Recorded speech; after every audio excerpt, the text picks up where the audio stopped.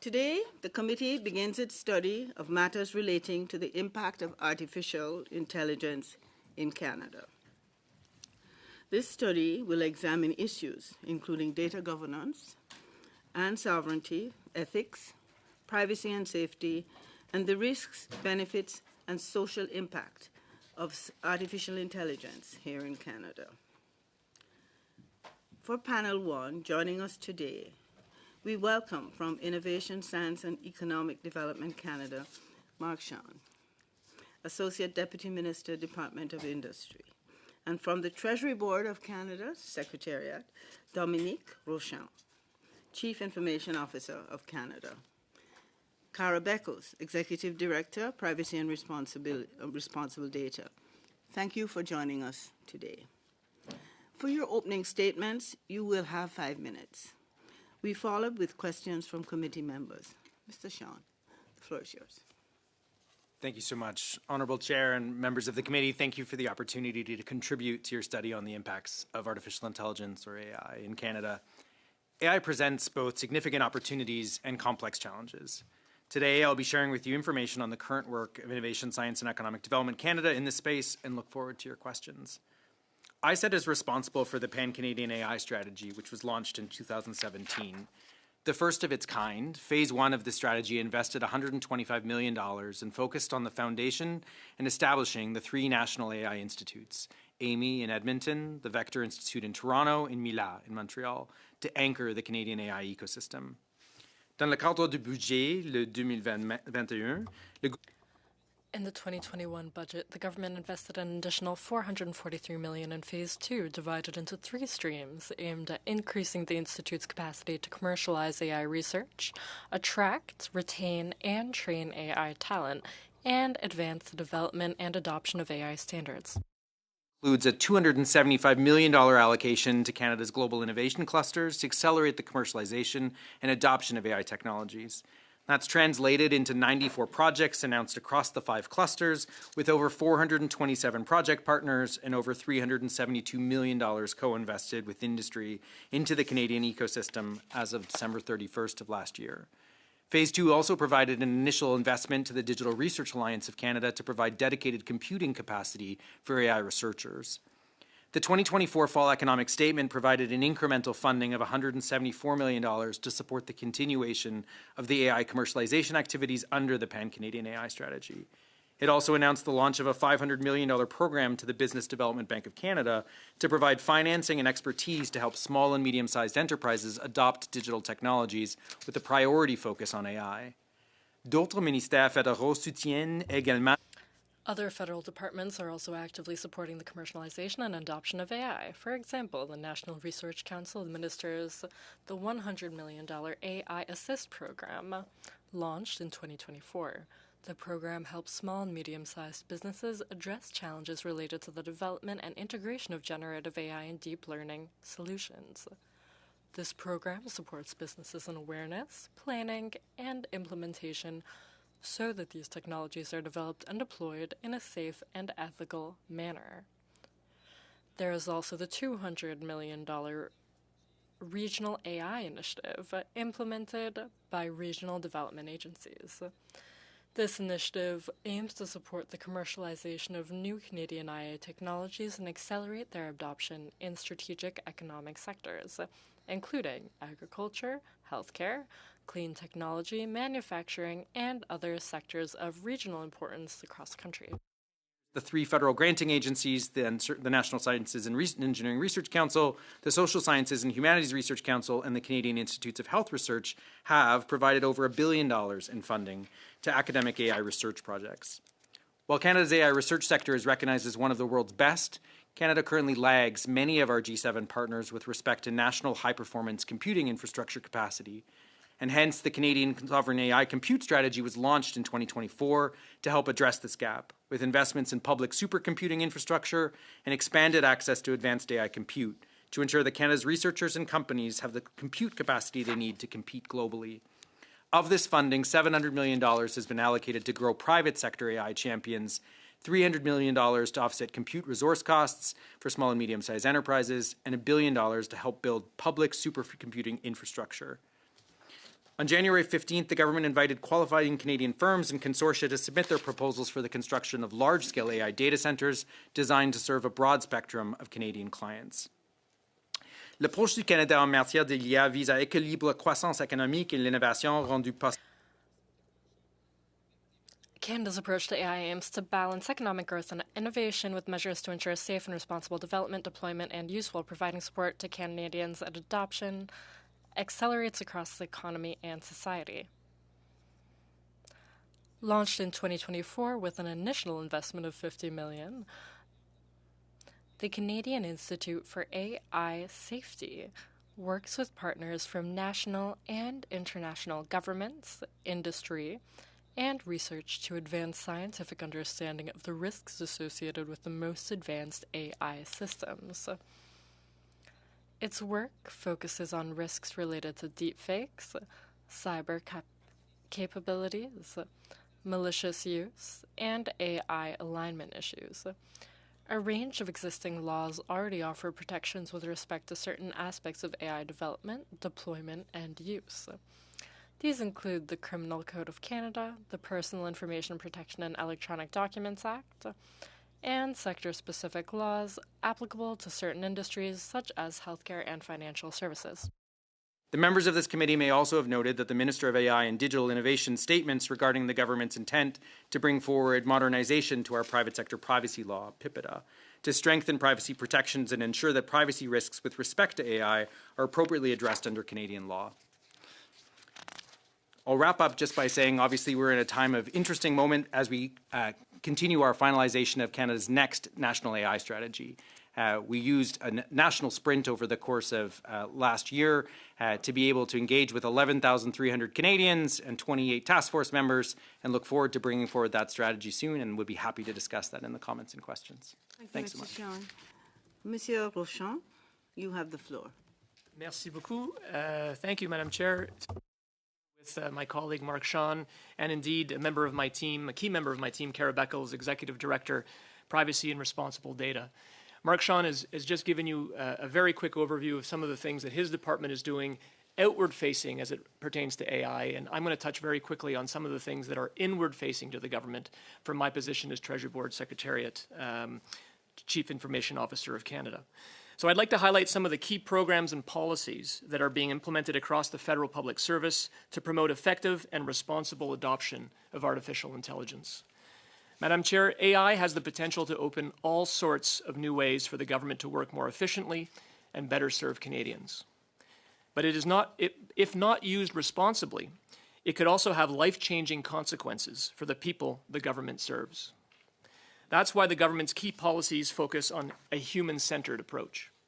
In other words, our policies will help us focus on the needs of those we serve and the public servants who serve them in deciding where we adopt AI and how we integrate it into our work. Take, for instance, our directive on automated decision-making, which we put in place in 2019 and has already been updated 4 times since then. It requires departments and agencies to undergo rigorous evaluations. This ensures accuracy, fairness, and respect for human rights when considering the use of automated systems to support decisions that affect individuals, their rights, and their interactions with government. Its goal is to identify risks early and avoid or mitigate unintended impacts or harms. Another example is the algorithmic impact assessment. That helps departments navigate the directive's requirements. It's built around a risk-based approach. The higher the risk, the more detailed and comprehensive the safeguards need to be. And the guide on the use of generative AI gives employees practical tips on how to use AI tools safely, effectively, and responsibly in their day-to-day work. Je tiens également à souligner le registre public de l'IA, récemment lancé, qui contribue à renforcer, which helps build trust in the government's use of AI by showing Canadians how and where these technologies are used across the government. It is designed to ensure that AI is used in a responsible, transparent, and trustworthy manner. But at heart of all this is the AI strategy for the federal public service. It outlines how the government is leveraging AI to enhance productivity, expand its capacity for scientific research, and improve services for Canadians. Adopting AI at the federal level also requires caution and accountability. That's why the strategy emphasizes the need for AI systems to be deployed safely and ethically to safeguard against bias or unintended impacts on individuals and communities. It also reinforces the need for clear communication about where AI is used and how it affects services. Our goal is to update this strategy every 2 years to ensure it remains relevant and responsive. The AI strategy is part of a larger ecosystem of modernization that includes digital service design, cybersecurity, and responsible data management. This includes the 2023-26 data strategy for the federal public service, which outlines and monitors actions across the public service to ensure that data is the clean, well-curated, and unbiased fuel needed to run AI. This brings me to the issue of data sovereignty. When government data is stored in the public cloud, it is hosted by third-party providers that may be subject to foreign laws. There is therefore a risk that another country could legally demand access to this data. It is important to note, however, that Canada and the United States have long-standing information sharing agreements and mutual legal assistance treaties that govern the exchange of information for legitimate legal and security purposes. These security frameworks provide structure, predictability, and oversight, reducing the likelihood that foreign legal mechanisms will be used in a manner that undermines Canada's interests or public trust. The Government of Canada applies a range of safeguards, such as restricting the types of data stored in third-party environments, encrypting data to prevent unauthorized access, and using standardized contractual clauses that spell out strict security and privacy requirements for third-party providers. Together, these measures help ensure that even when data is hosted by a third party, it remains protected, controlled, and managed in a way that maintains the confidence of Canadians and this committee. In conclusion, Madam Chair, the government is embracing AI to improve services to Canadians and support public servants, but with strong safeguards in place. We are ensuring that sensitive information remains protected and that Canadians can have confidence in how their data is managed. We will now proceed to questions from committee members. For this panel, senators will have 4 minutes and for your question, and that includes the answer. The first question will be from Senator Bury, followed by Senator Hay, and then Senator McFedrin. Over here. Hi. Thank you for your testimony and for appearing at our committee today. And I think, you know, as senators, we are kind of faced with answering to the public to say, we hear about AI, we're hearing about deep fakes, we're hearing about, you know, issues with data sovereignty and all the, you know, the maliciousware, all the things that are happening. And you sort of gave some of the investment that the government has done. But what would you say are the greatest risks and opportunities facing Canada regarding the increased adoption of integrating AI throughout society? Thank you, Madam Chair, for the question. I'm happy to start. And so I think the risks are kind of in 2 buckets for me. One of the risks is that we fail to provide reliable and secure opportunities for artificial intelligence deployment to citizens. And I think that means that, you know, the minister likes to say innovation moves at the speed of technology, but adoption moves at the speed of trust. And I think we have a real risk that we will have not built a foundation of trust that will actually enable the AI opportunity to deploy. And that means that we need to ensure that we've combated the real considerations that citizens have about the loss of control over their data, the loss of their jobs, the loss of the potential sovereignty that they face with, and potentially, in the worst kind of outcomes for AI, the loss of our world. And so I think that's the biggest risk, is to actually build that foundation of trust and that responsible and reliable path forward to allow for AI. The second kind of risk is related, which is actually that we fail to take up this opportunity. Canada has an extraordinary history in this particular technology space, like we do in many others, but the three most cited AI academics in the world for the last 5 years are all Canadian. The god people of AI are arguably many of whom are Canadian. And so once again, we run the risk that we'll have deployed and invented a technology that we fail to reap the rewards of. And so that's the risk that I think we're seized by. The opportunity is, when deployed responsibly and reliably and with effective controls, AI has a capacity to be able to fundamentally increase our productivity, our efficiency, our consumer choice, and for a legitimate step change in services, including in spaces like health, agriculture, transportation, and in logistics.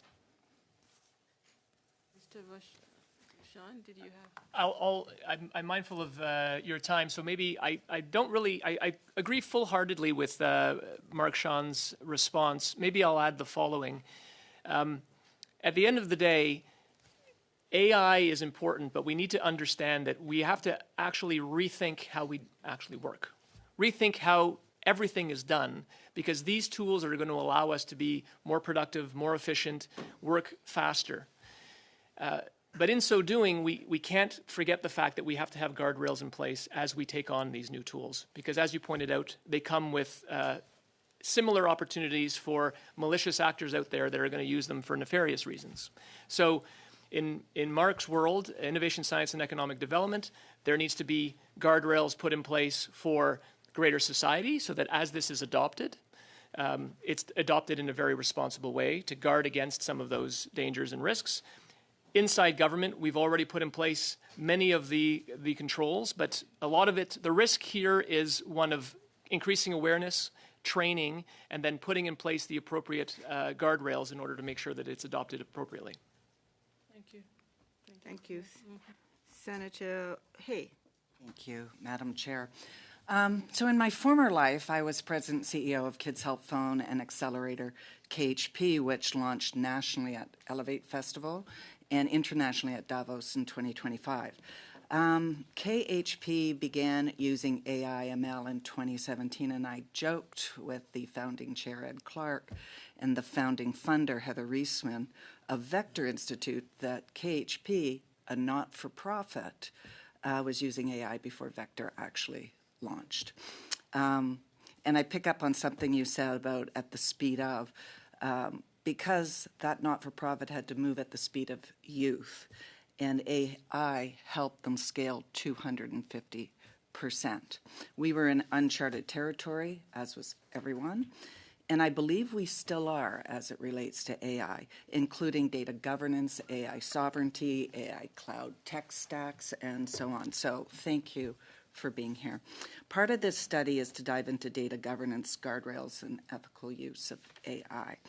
And I think there's a common belief in Canada, right or wrong, perceived or real, that Canada has less or little governance or guardrails in place specific to AI use, data storage, data travel, data sovereignty, and so on.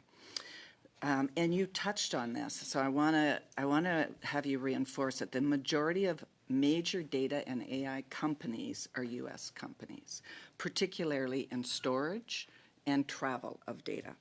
Anthropic, OpenAI, AWS, Microsoft as examples. And they're all governed by U.S. law, even when on Canadian soil, making it impossible, I think, perhaps not, to defend our digital sovereignty and digital border. So if an executive order from President Trump came out and could potentially require AWS to release its data, let's say KHP data that is stored at AWS in Montreal after it boomerangs through the US with Twilio, what would we do?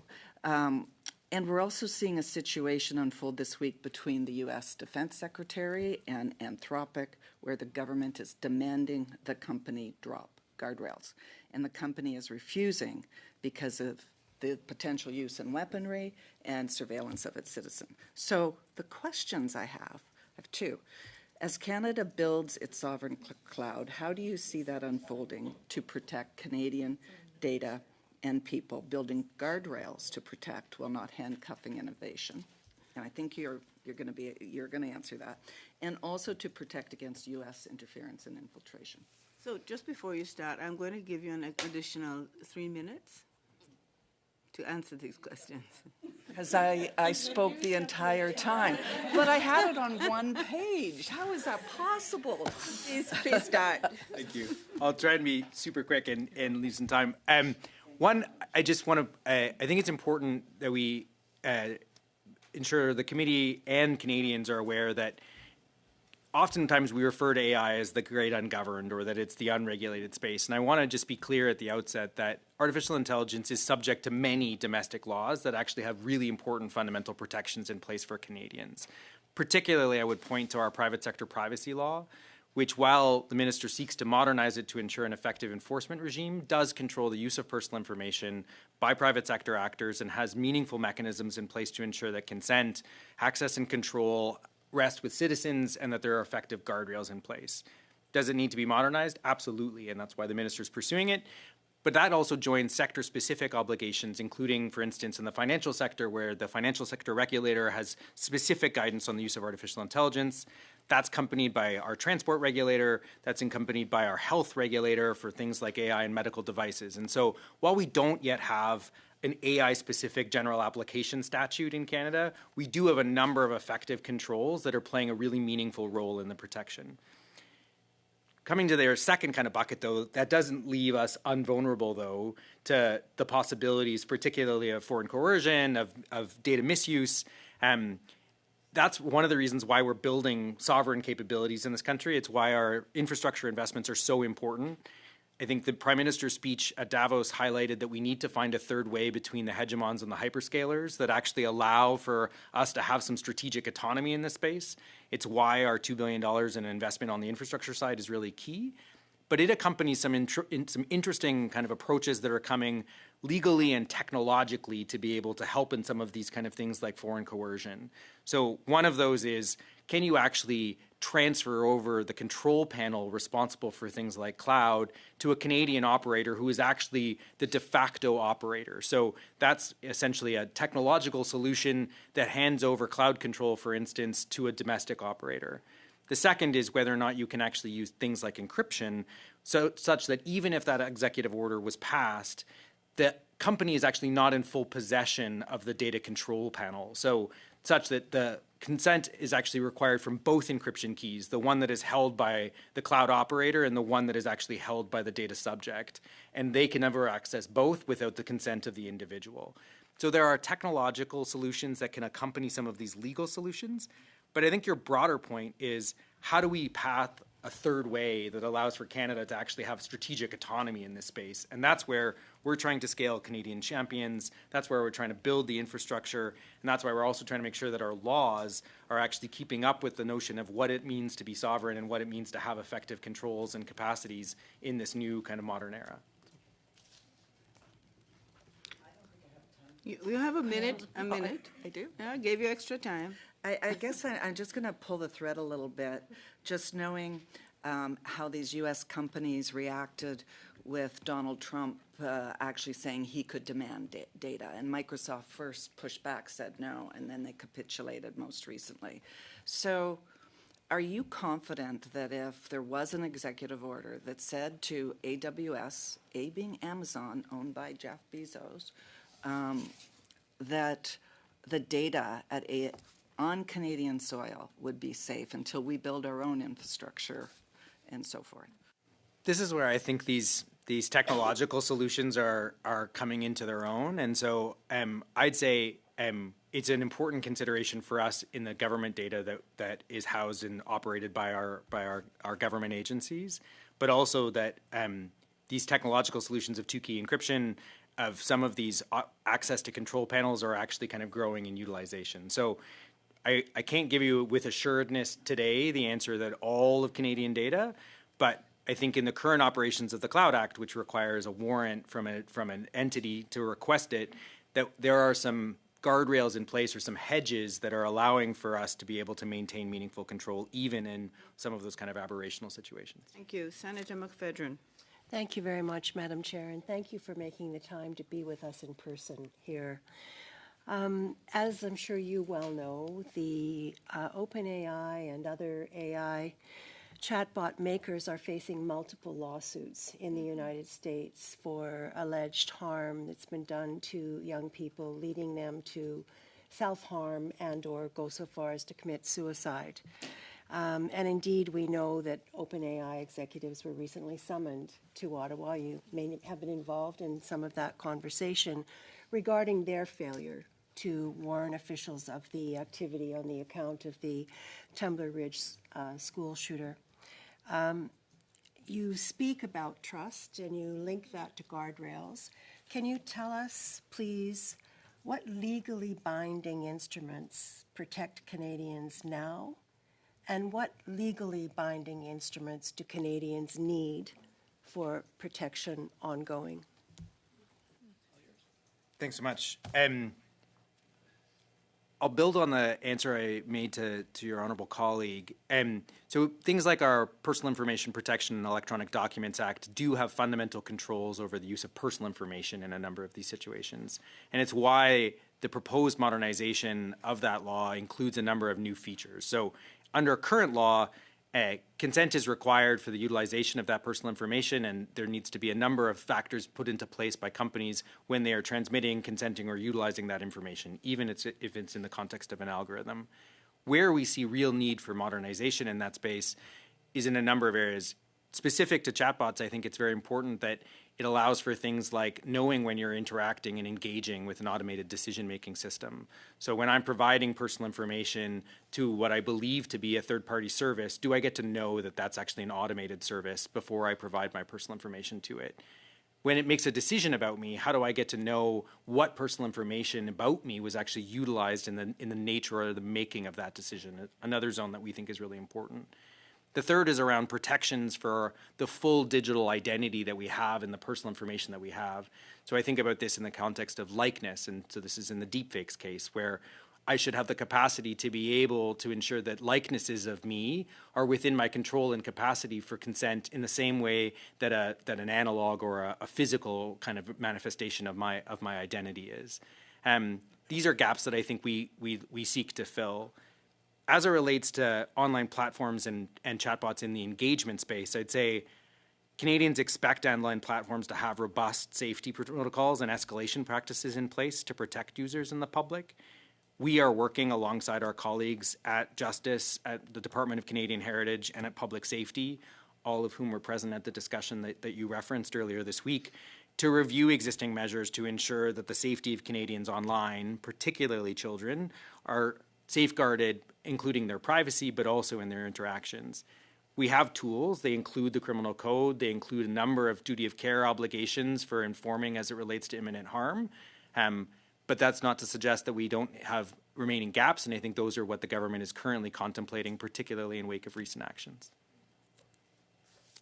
Insert a quick question here just to follow up on Senator McPhedran. As I think about harm and potential harm, one of the areas where we're obviously using a lot of AI is in healthcare. When people provide consent at the outset of use of a personal device, for example, to control their chronic illness,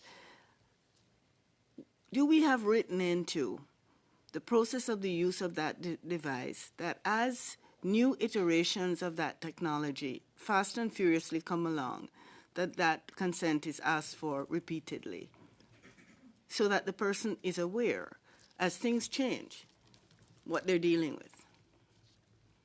So I'd say in the context of PIPEDA, personal information consent is meant to be both meaningful and also relevant to the tasks that it was, or the functions that it was presented with at the time of consent. Where the balance we're trying to strike in the modernization is, how do we ensure that consent remains meaningful? So you or I have better things to do with our day than spend all of our time hitting accept on the notion that our information is being shared or utilized.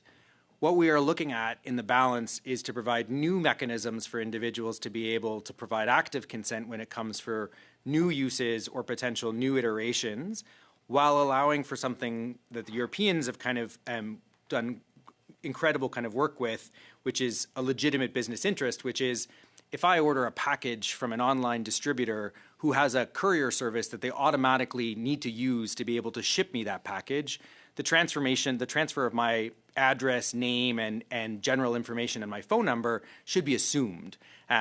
That's a legitimate business interest extension of the information that's being provided. To your point, though, when it's being manifested in a totally different context, when a retailer has my information and wants to now provide it to a third-party seller of a totally different service, well, I should have to provide active consent because that's not a related function. So that's the balance we're trying to strike. Senator Greenwood, followed by Senator Senior, and then Senator Boudreau. And everybody has 7 minutes. We've increased it. Oh. I'm feeling generous today.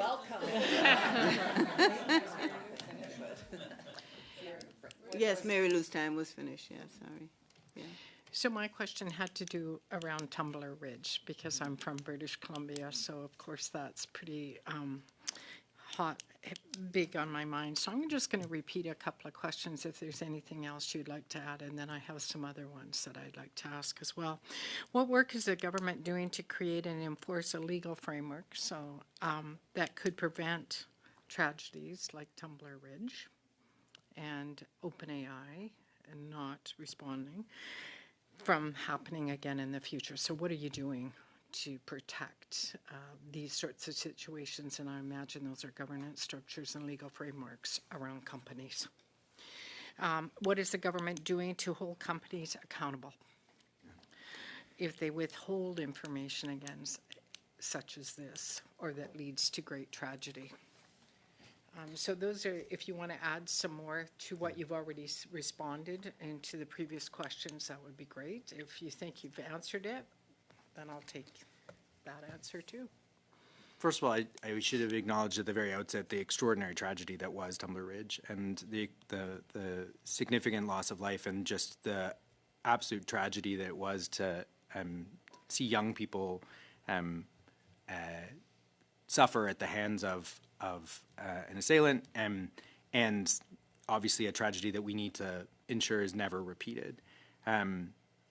As I note, I think Canadians expect online platforms to have robust safety protocols and escalation practices in place.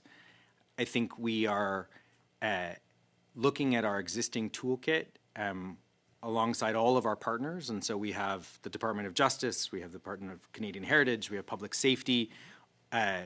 All of us have tools in our toolkit, whether it's private sector privacy laws, whether it's online harms forthcoming legislation, whether it's criminal code aspects in terms of some of these, and we are ensuring that we are bringing all of those to bear.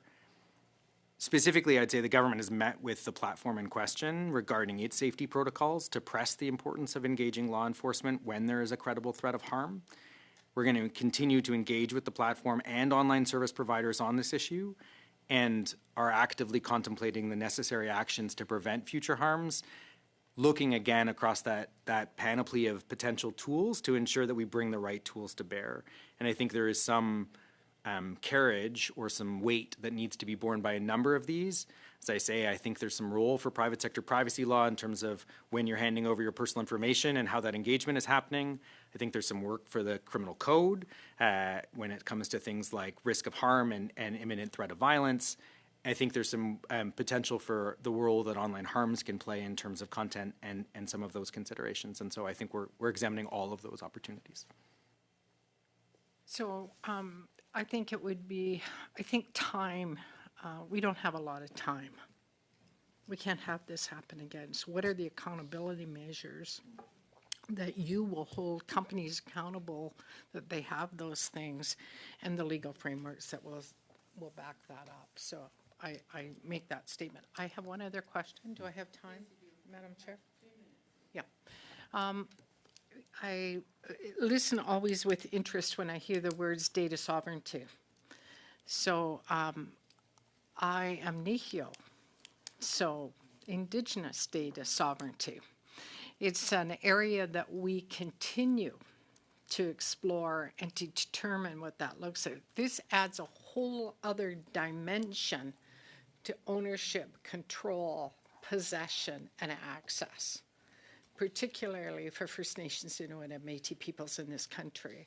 So talk to me about how you are considering that in these kinds of the activities that you're doing.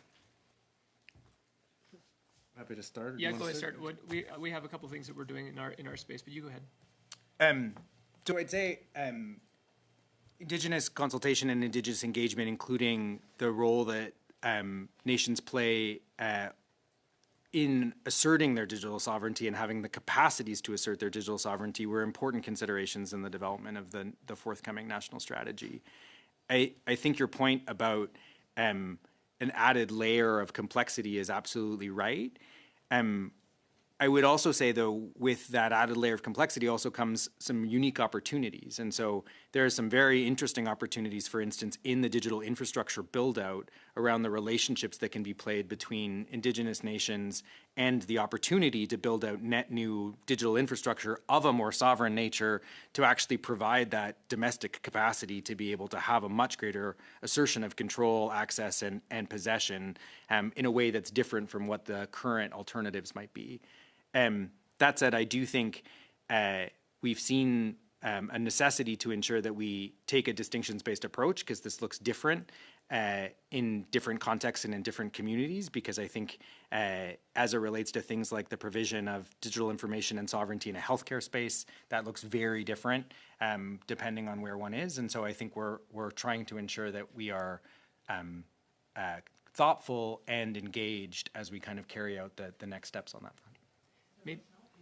Yes, I'll add very quickly that Mark's been speaking, rightfully so, a lot about PIPEDA, which is the outward-facing privacy rules that apply to companies.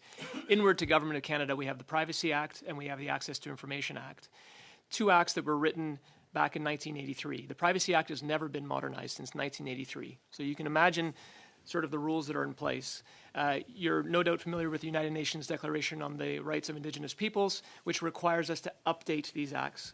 So we're in the throes of looking to update both the Privacy Act and the Access to Information Act, and we've already started engaging last year on the Access to Information Act with Indigenous consultation, and we're taking that very seriously, and we're lining ourselves up to have parallel tracks for both of these pieces of legislation in terms of our engagement with Indigenous communities.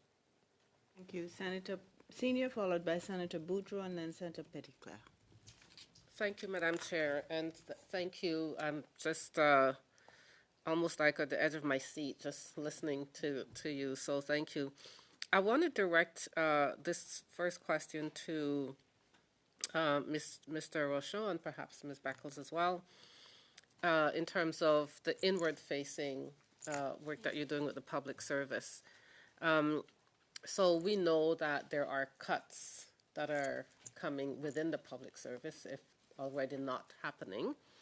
Are you looking to, so let me ask first, is there a pilot that or something similar to that you've been using in relation to AI? And do you see, is there any evidence that you see coming forward with respect to how effective that can be? And are you anticipating that some of this AI use will replace staff? Thank you for the question. I'll frame it, Madam Chair, through you in the following way, and Kara may want to add to the way that I'll explain the adoption of AI within the federal public service, because this isn't a new phenomenon. It's not as though we're waiting for a starting gun to go off and for AI to start being adopted. It's been used more often than not in very scientific areas for over a decade now. But of course, with the advent of agentic AI and all of the evolution of AI, it's more and more accessible now to all public servants.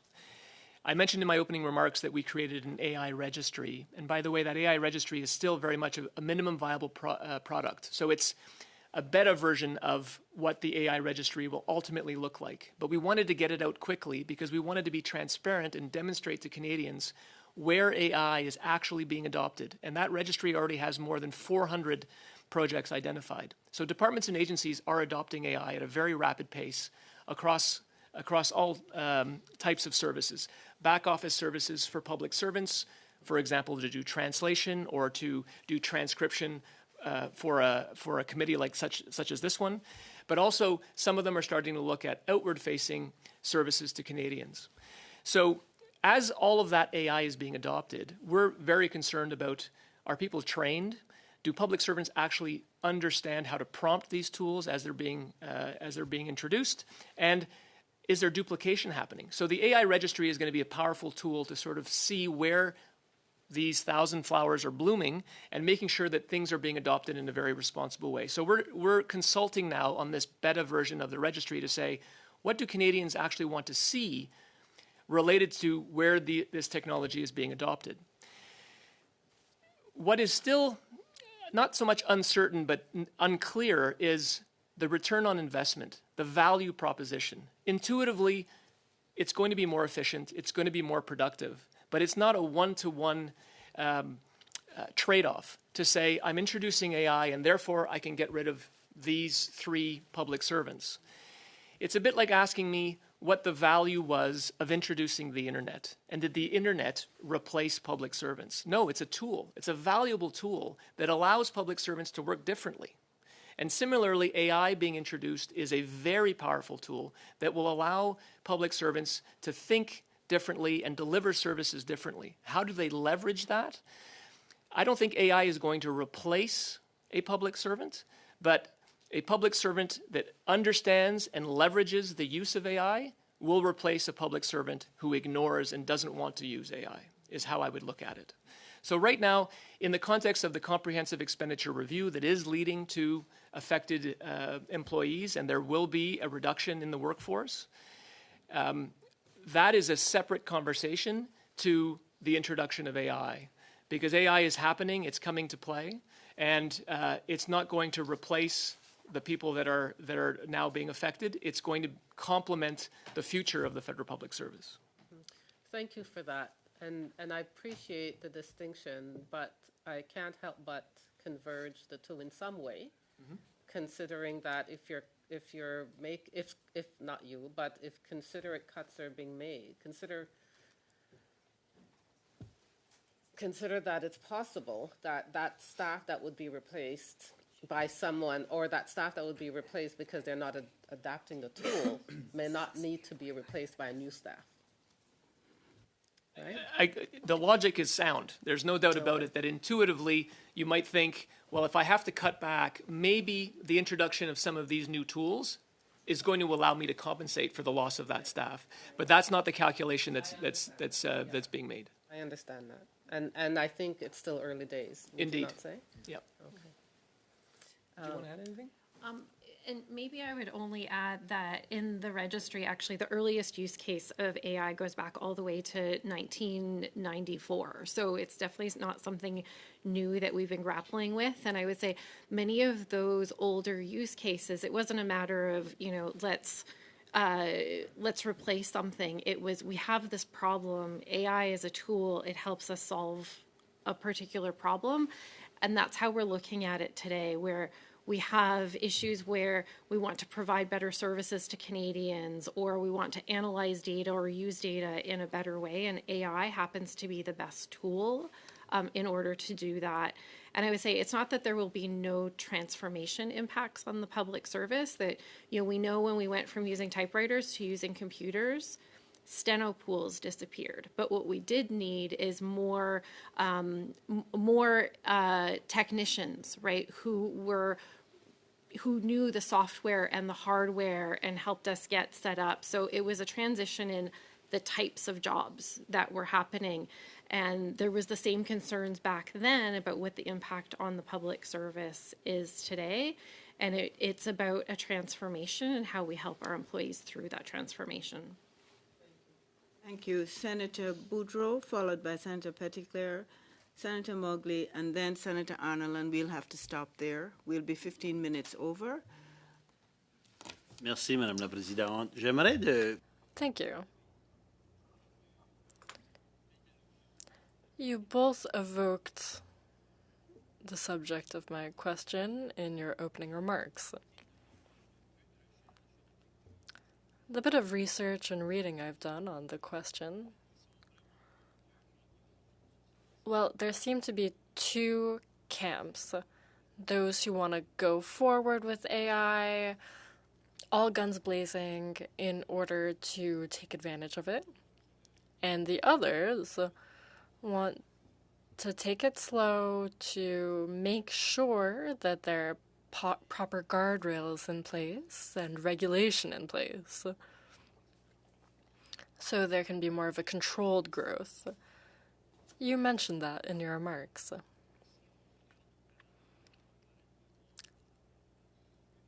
Canada compared to other countries, well, where does Canada fall on that scale? Are we number one? Are we way at the bottom? I have the impression that we want to move forward a bit too quickly, and we're not putting enough focus on regulation. Where are we globally as a society and as a government? That's my first question. Thank you.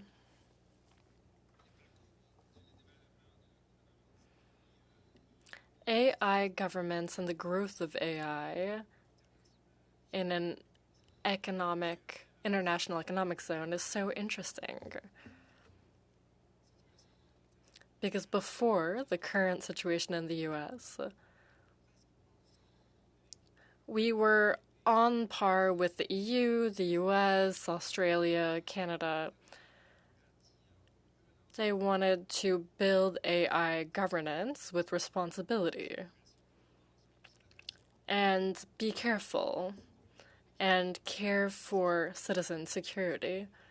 That was why Canada created the global partnership, the global AI global partnership in the previous G7 and the OECD. With the nomination of Trump in the United States, the U.S. government has indicated that their current proposition is that regulation, safety is really an inhibition, a burden for American businesses.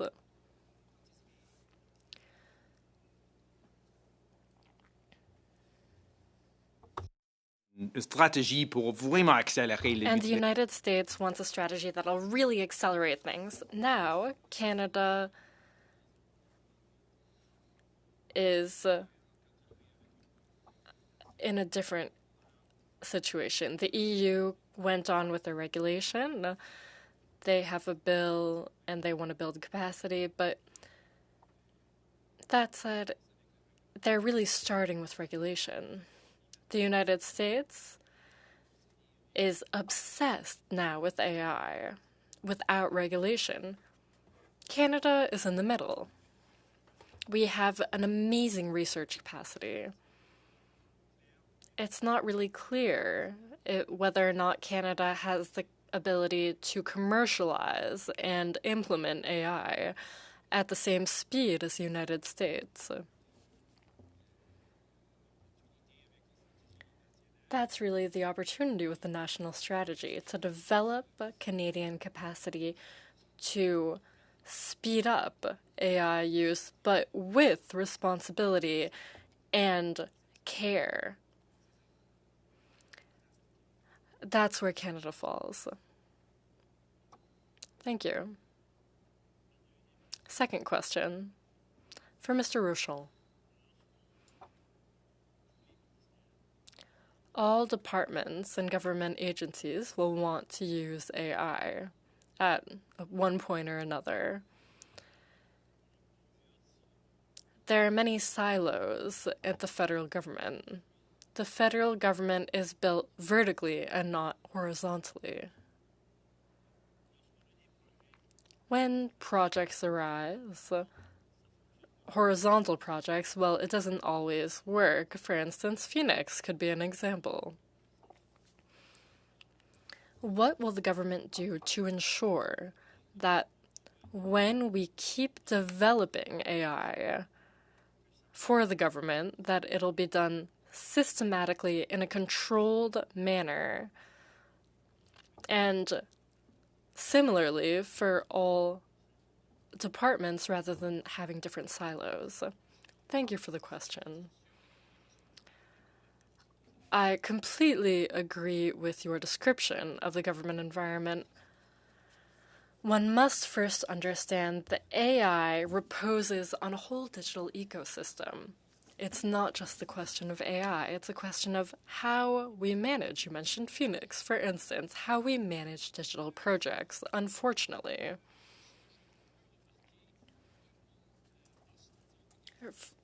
What I've noticed in my role is that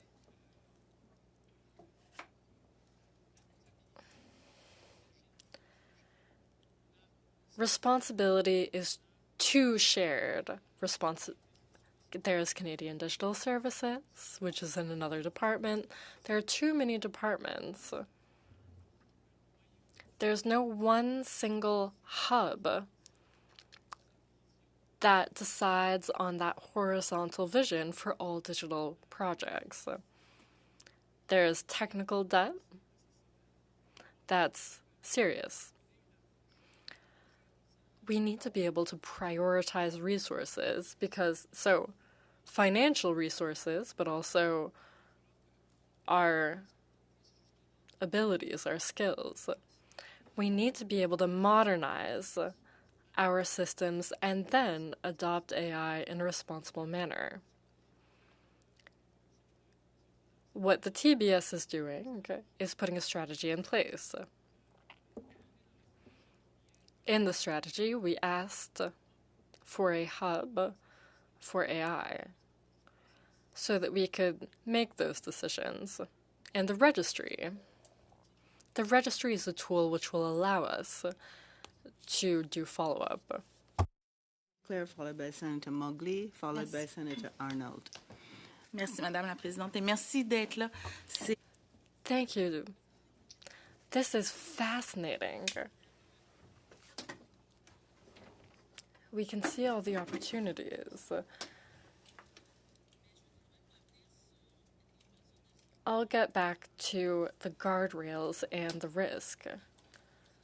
The risks and responsibilities of the government. In the same vein as Senator Boudreau and McFedrin, when we think, for instance, of more popular Canadians, youth, children, I'm particularly interested in youth. There are a lot of opportunities, even for youth, for instance, in health, but there are also quite a lot of risks. This is my question. Is the government's approach one that will apply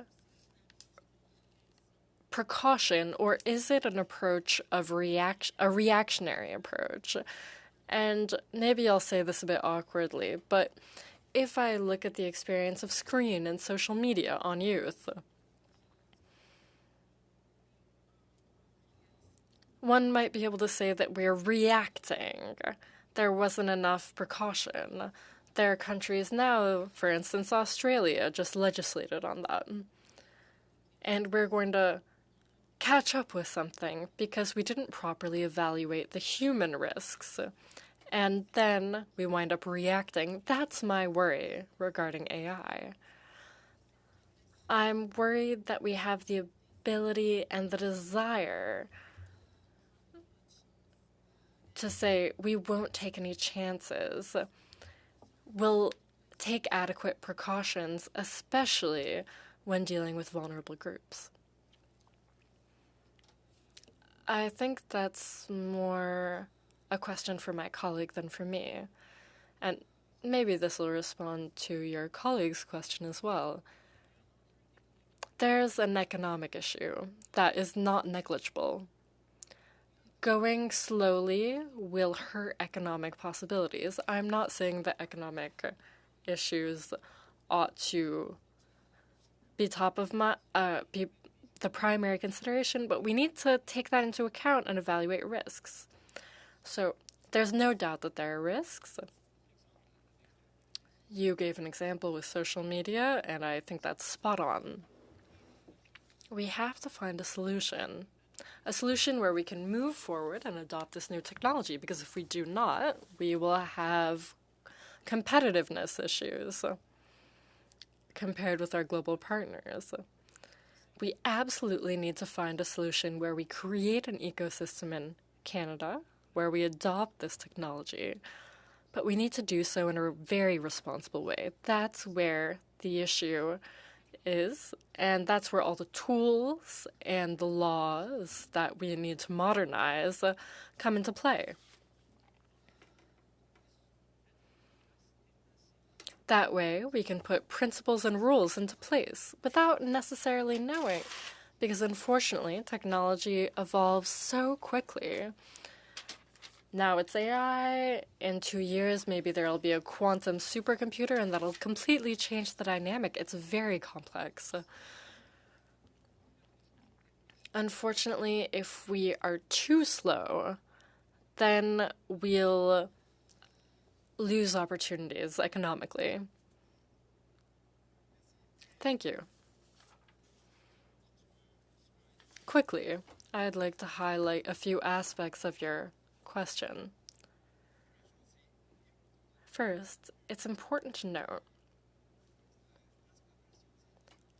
our desire is to have a regulation that will be able to respond to technology and not react. It's hard when there's an existing technology that has caused harm to really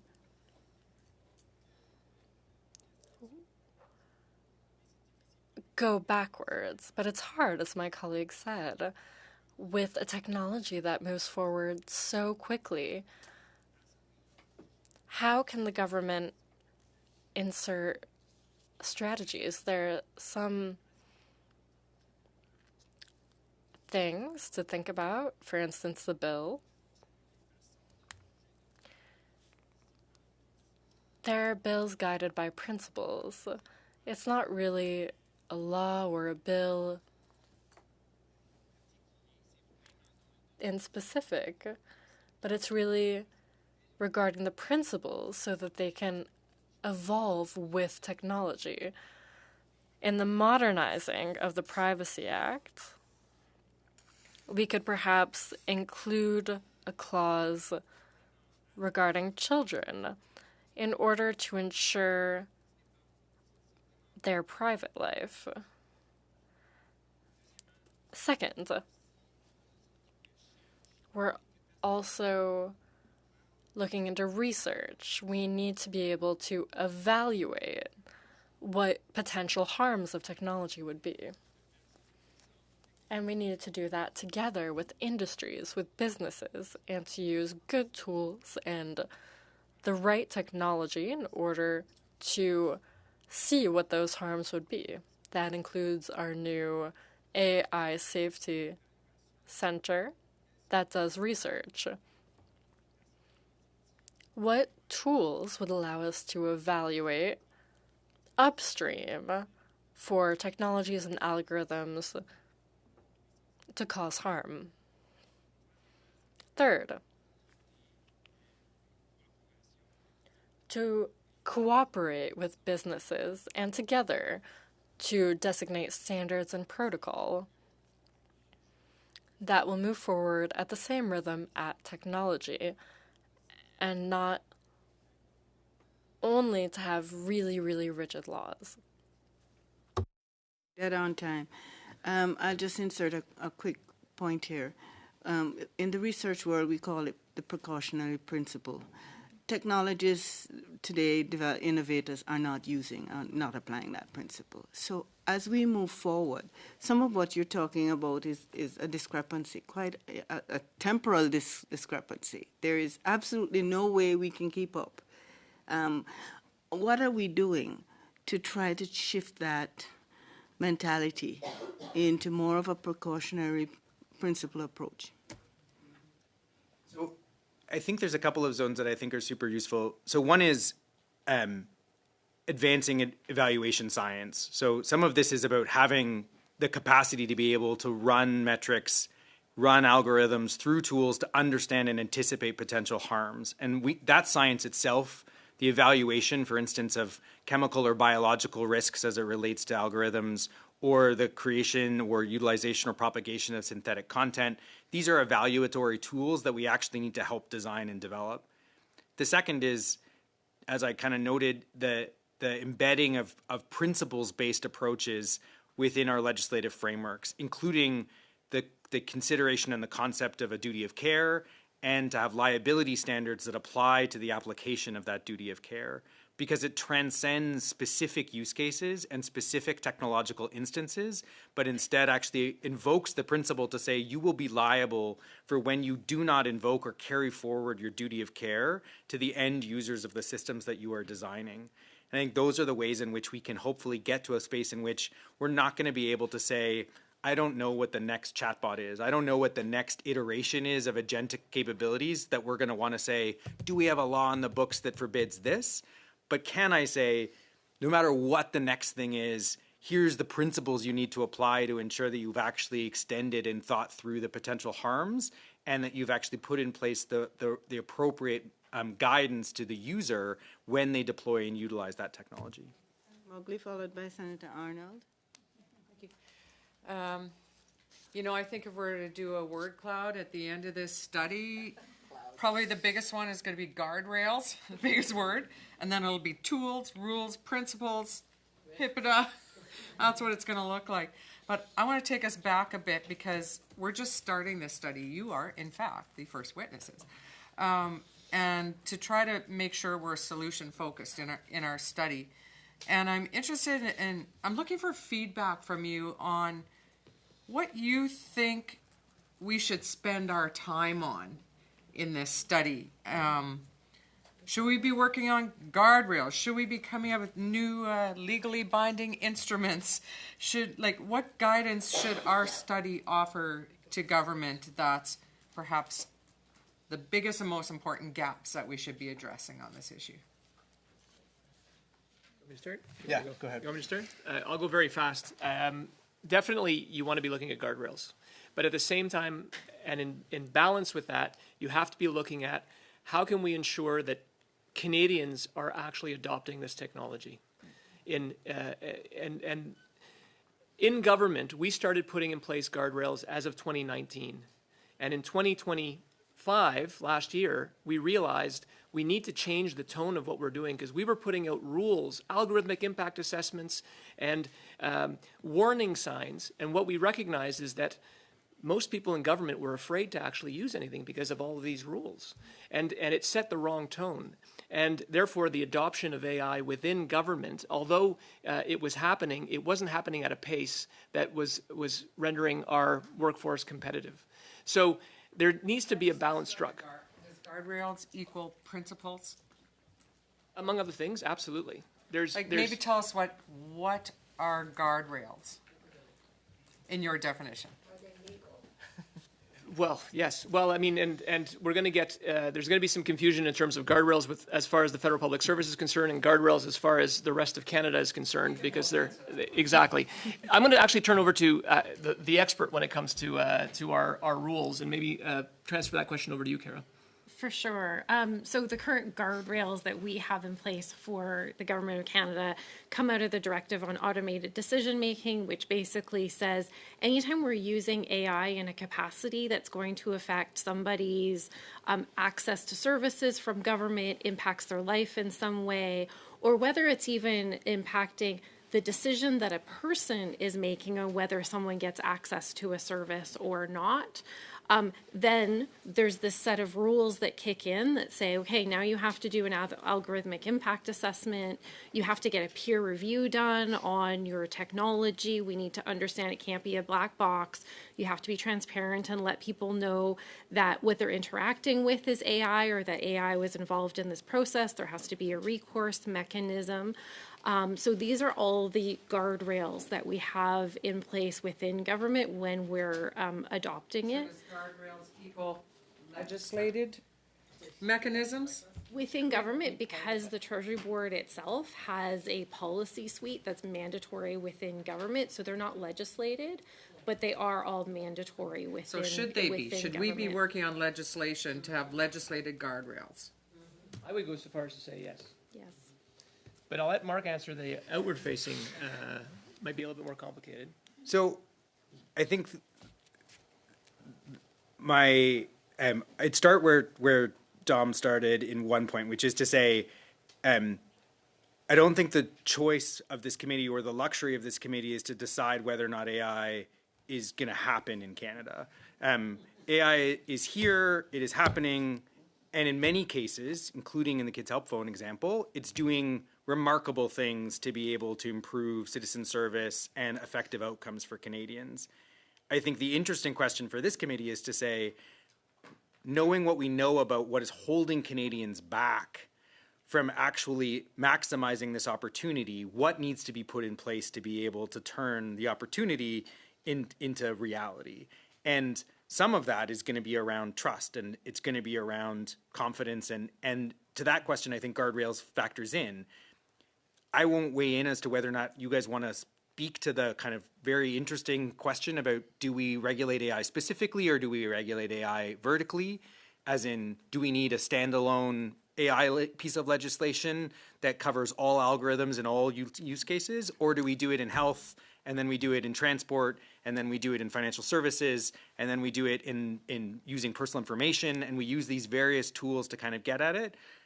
I won't push you in one direction or another, but I'd say fundamentally, I think it would be useful to have recommendations out of this that say, these are the things that no matter which way you go, you need to make sure you address. And as I said, like, I capture the kind of the big barriers for Canadians in those four buckets. They're worried about losing their data, they're worrying about losing their job, they're worried about losing their sovereignty, and they're worried about losing their world. And what are the meaningful ways in which we can help allay those concerns for Canadians? Losing their data, update our privacy laws, think about the conditions and the principles that need to be put in place. How do we start to create a more positive approach towards data sovereignty, which isn't actually ex post, but is actually about creating the conditions for data sovereignty? How do we actually allow people to have greater leverage and mechanisms for control? On the jobs, how do we think about skilling and ensuring that we're ready, without kind of horning in on questions to previous answers to previous questions? Part of what's actually going to happen as it relates to the displacement of labor as a function of AI is going to be that the benefits of AI first accrue to the individual before they accrue to the enterprise. And we're going to have to think a little bit about how to actually translate those individual benefits into that next generation of highly valued work. On losing sovereignty, what are the preconditions for kind of what we actually think we need to have as sovereign capabilities in this space? And then losing our world, well, how do we, what is our bet on things like AGI or misalignment of AI systems? And, that's a very wide terrain that I've just laid out, but four guardrails for us. Thank you. Thank you. So Senator Arnold, and then I'm going to ask 4 people who have put their name down for second round to just ask your questions of the witnesses, and we'll request that you provide us with written responses. Senator Arnold. Thank you, and thank you, Senator Mugley. I think my brain is exploding, but really appreciate you guys being here today.